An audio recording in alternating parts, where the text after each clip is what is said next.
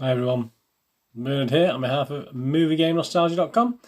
We're going to have a little review on this one today, Playing with Fire.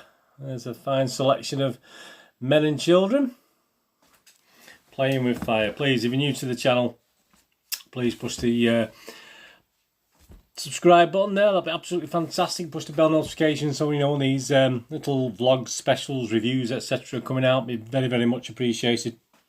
So yeah, Playing with Fire, PG rating. It's a family comedy, as you can probably take from the image there. Directed by Andy Flickman. Stars John Cena, John Leguizamo, my apologies if I can't pronounce that correctly. The lovely, gorgeous Judy Greer and Dennis Haysbert also makes an appearance, but obviously not in it for too long, but he's in there. And it's what it's about. It's about a group of smoke jumpers. So these are the guys who fight the fires in the US, and I don't know what they're called in other countries. Obviously, the forest fires, the big forest fires. And obviously, they find themselves lumbered with 3 young kids to look after, from very little to quite tall. Obviously, from all ages. I think from about 4, 5 to 16, I don't know, the 3. Cute little girl, pain in the bum young lad, and a sort of babysitter older one who obviously knows quite a lot at the start of the film, like they all do, these teenagers, obviously. Yeah, these 3 have become separated. There's a fire in the home, and obviously then the parents aren't around.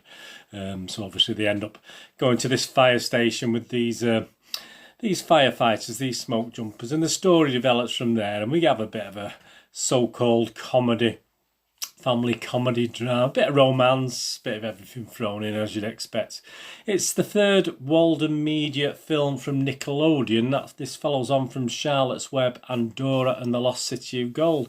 And they started filming this in February in 2019, early February 2019. It was concluded at the end of March 2019. So pretty normal. That's that sort of normal shooting schedule, really.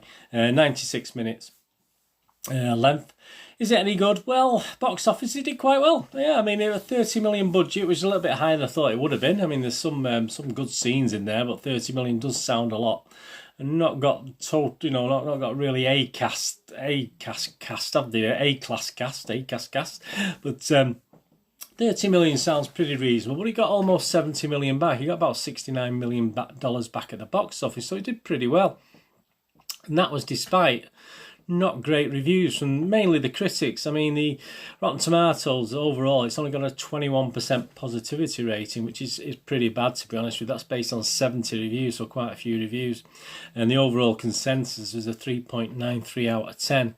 And sort of summing up the consensus, it was one of the quotes, "It's incinerated by its own catastrophic inferno." So a little bit cruel. Metascore, the Metacritics on IMDB, their rating, well, even, not much better, 2.4 out of 10, but that's only based on 14 critics. One of the highest marks came from IGN, who gave it 7.5 out of 10, and did go on to say it's a fun way to spend an afternoon with the kids, so they liked it. But mainly the negatives were there, and the rap was one of the lowest scores, 1.5 out of 10. Bland, predictable, and cliched, they called it.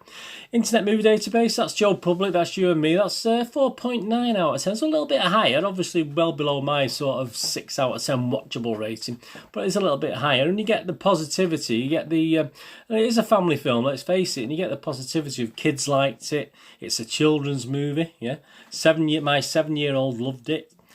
Mindless fun, you get that positivity, but there is negativity from Joe Public, as you'd expect, with only 4.9 out of 10. So you get poorly acted, which I don't particularly agree with. I think they did as well as they could with the script they were given, unfortunately. Not as funny as the trailers. Utter waste of my time and money, and the story is terrible. So that's one thing I probably can agree with the negativity on.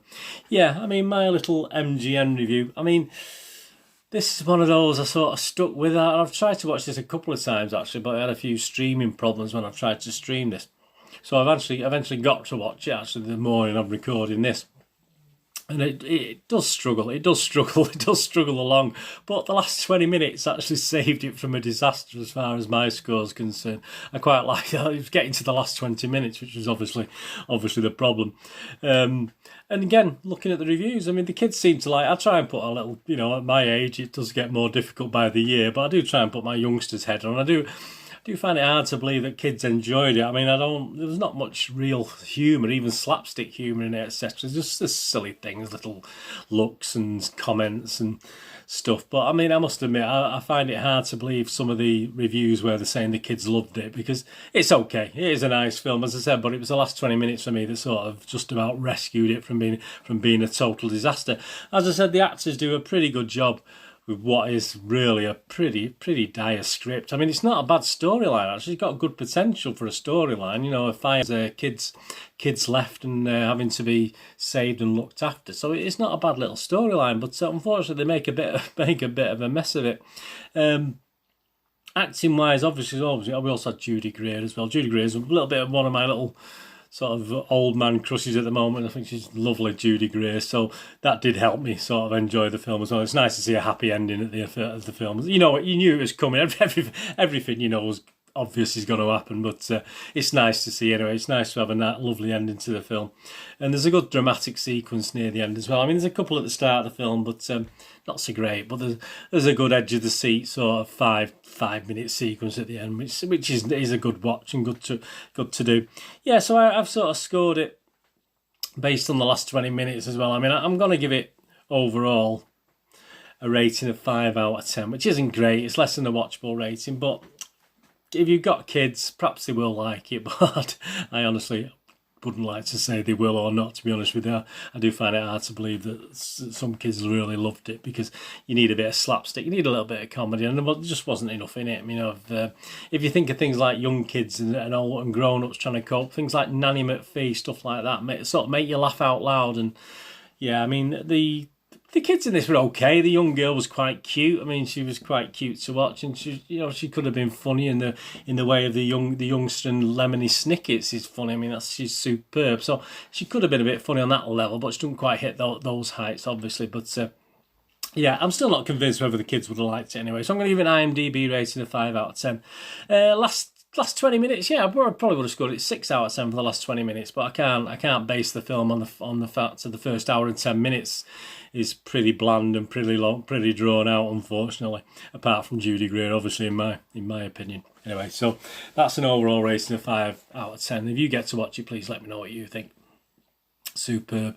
Anyway, please follow me on Twitter for all the latest movie and film news and TV dramas, etc. Follow me on Twitter. I've got 2 accounts. You can follow me on either at Charles Deneen, Deneen spelled DINNN, or at nostalgia_movie. You can follow me on either of those. I do link the two, so a lot of the stuff on one is copied onto the other, etc. And please, on Facebook, if you can follow me on Facebook at BoardGameGeek, with links to moviegamenostalgia.com, my little website for old rare DVDs, movie posters from the 90s and 2000s, and sort of retro board games, the older stuff from Waddingtons and Parkers and MB games from the 60s, 70s, 80s, etc. So if you can get on that and get on my little movie site, moviegamenostalgia.com, my little DVD site and poster and board game site, that's much appreciated. Thumbs up to you, so please as well, please, always appreciated. Anyway, thanks for watching this little special on Playing with Fire, which is a PG, and will soon be out to buy in the shops. I'm recording this on the 27th of April, so it will be out soon to buy on DVD, and I don't think it'll be 4K, and I'm not sure about Blu-ray either, but that's Playing with Fire PG. Anyway, thanks for watching. What are we going to do the rest of your day? Have a great one.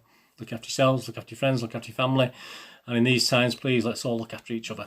This is Bernard saying goodbye for now. Hopefully I'll see you all again soon. Bye-bye.